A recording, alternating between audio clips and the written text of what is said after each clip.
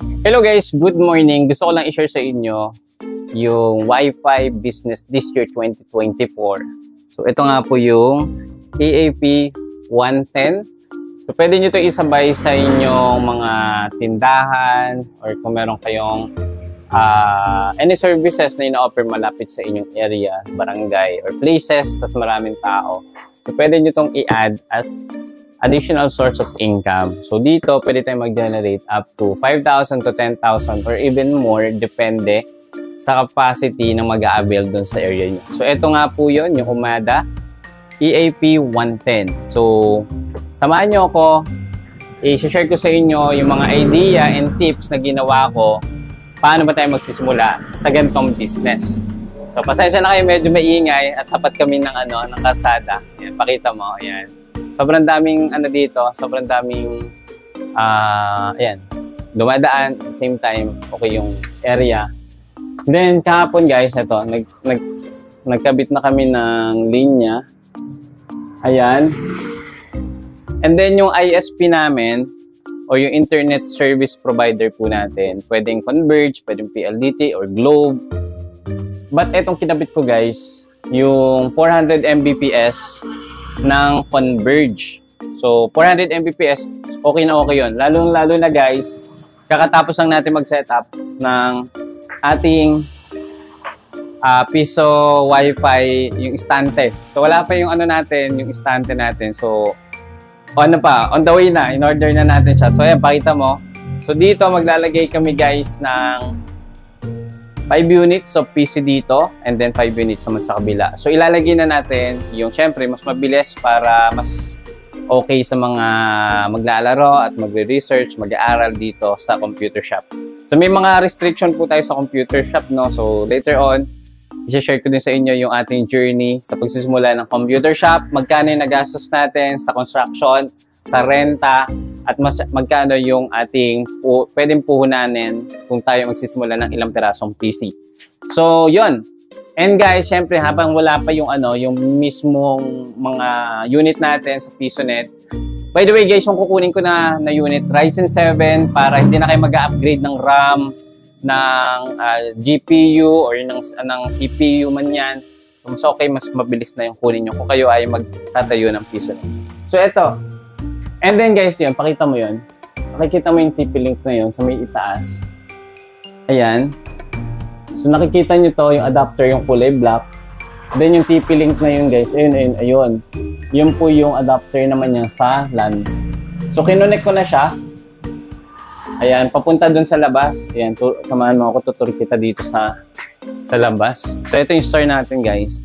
So renta lang naman to, hindi naman sa amin to. Oh, wait lang, may dumadaan. Ayan. So, medyo maingay guys. Tara, samahan niyo ako dito.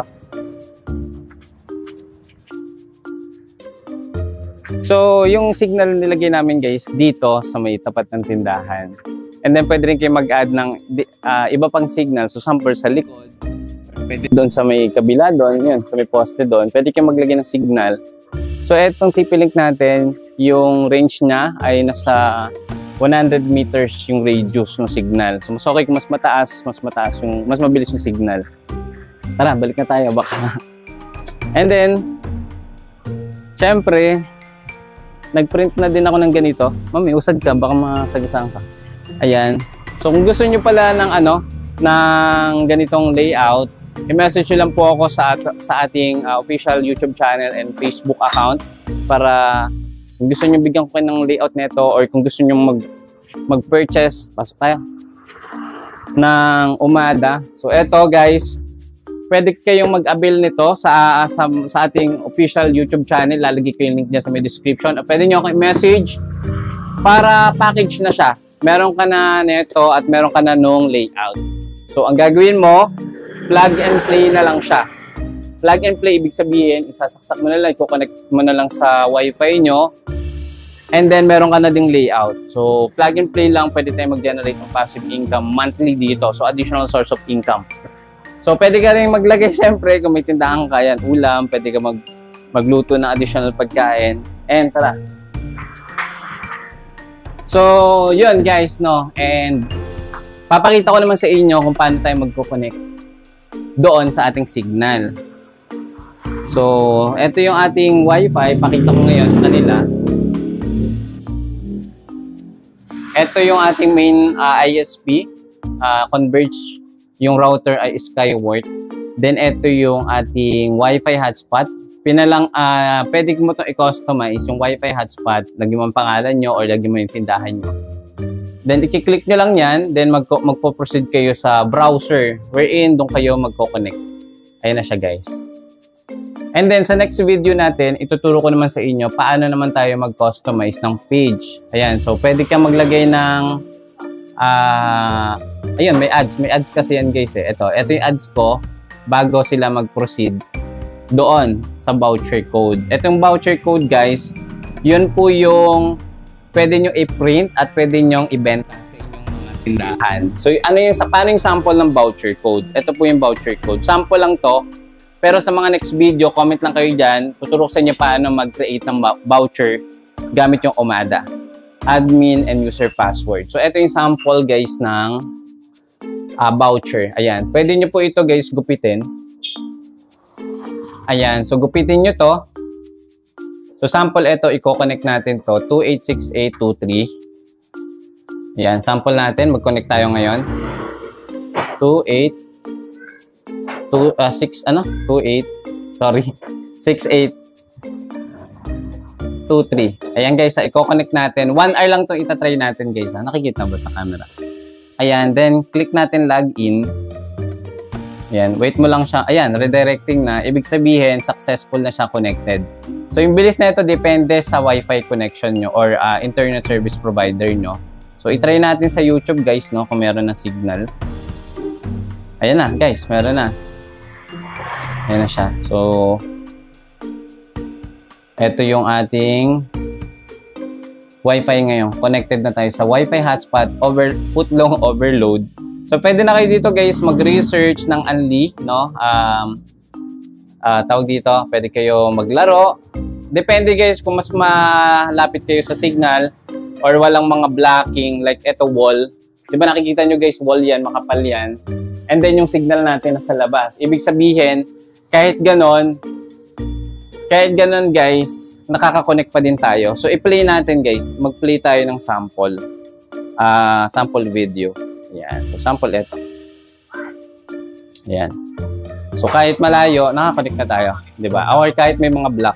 May ano lang ng load. Yes. Pero tuloy-tuloy naman siya. So, ganun lang yun, guys. And then, kung ang question nyo, yung code ba na yun ay magagamit pa ulit sa ibang device, papakita ko naman sa inyo yung ibang device kung magagamit pa ito. So, tara. May phone ka, ito. Asang isa mong phone? Dito. Wait lang, guys. So, gagamitin natin yung code na ginamit natin kanina kung makaka-connect ba ulit siya. So, connect na. Ito yung, guys, no? Yung ginamit natin na code kanina. Then, i-connect natin dito sa isang phone. Ang kagandahan yan, guys, ito, valid for one device only lang.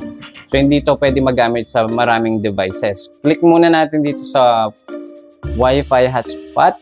Footlong overload natin. And then, mapoproceed yan sa third-party website or browser.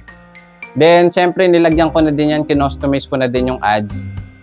Yan, pwedeng mag-appear dito yung inyong mga ads na ginawa. Ito yung ads ko para makita nila. Ito din yung, mamaya papakita ko sa inyo yung ating poster. So, ilalagay ko dito yung ginamit natin na code. Check nyo ha. Kapag nagamit na yan, magiging invalid na siya. 6823. Then, login natin. Ayan, guys. Ibig sabihin, nagamit na tong code na to. Yun yung kagandahan, guys, ng ating Omada, ayan, TP-Link, no? EAP 110. So, ito yung kagandahan yan, guys. Plug and play na to, guys. Meron na kayong username and password. Pwede na rin kayo mag-create ng inyong mga voucher. Okay? So, and then, wait lang. Ito yung kinostomize natin na ads na diyan ka lang. Ayan, pakita ko lang sa inyo. Ayan. Ay, baliktad. Sorry. Ayan, sorry, baliktad. Ayan. So, Kinostomize ko to guys, no, gamit yung ating applications, no. Pwede kong isama na ito sa inyong package kung mag-a-avail kayo ng ganito. Message lang ako. Ito, depende, message lang po ako guys, no. Murang-mura lang 'yan. And then kasama na ito. Papadala ko po sa inyo via LBC or Shopee. So, package na to guys, no. Ang package na ito, kasama na to, nasa ano lang, 3,999 lang siya. So, 3,999, plug and play na siya guys. Okay? So, yun. Kailangan mo lang LAN cable. Mura lang naman yung LAN cable. May mabibili ka sa online or pwede, message mo na din ako, baka meron akong stock. Isasama na din natin yun sa inyong package. So, 3,999 lang. Meron ka ng pang additional business, no? Pwede tayo depende sa area, pwede tayo mag-generate ng 5 to 10,000 monthly dito sa Wi-Fi hotspot. Hindi na kailangan ng vending machine, tipid sa kuryente, plug and play. Yun lang guys. Thank you so much. See you again sa next video. Bye-bye!